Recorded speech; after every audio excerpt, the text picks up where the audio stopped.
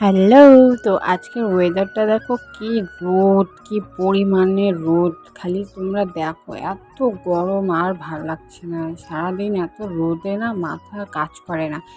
তো দেখো রোদে আমার অবস্থা কি হয়েছে, পুরা স্কিন তো একদম ডাল হয়ে গেছে। তো তারপরে না বসে বসে তো ভালো লাগছিল না, তো ভাবলাম যে একটু আম মাখা করা যাক। তো যেই ভাবনা সেই কাজ, চলো রেডি করা যাক এখন আম মাখানোর জন্য। তো ফার্স্টে কয়েকটা আম পেড়ে নিলাম গাছের থেকে। তো এটা আমার দিদাবাড়ি, তো দিদাবাড়িতেই আম গাছ আছে।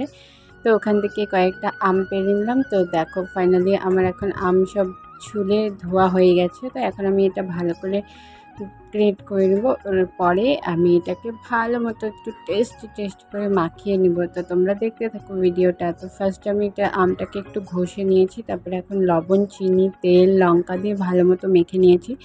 তো কাসুন্দ ছিল না, এর জন্য আর কাসুন্দ দেওয়া হয়নি। তো চলো কোনো ব্যাপার না, এটাই অনেক টেস্টি হয়েছিল। ফাইনালি দেখো আমার সব মাখানো হয়ে গেছে। তো কলা পাতায় খেতে কার কার ভালো লাগে অবশ্যই আমাকে কমেন্টে জানাবে। মাখামাখি না কলা পাতায় খেতে কিন্তু খুবই ভালো লাগে।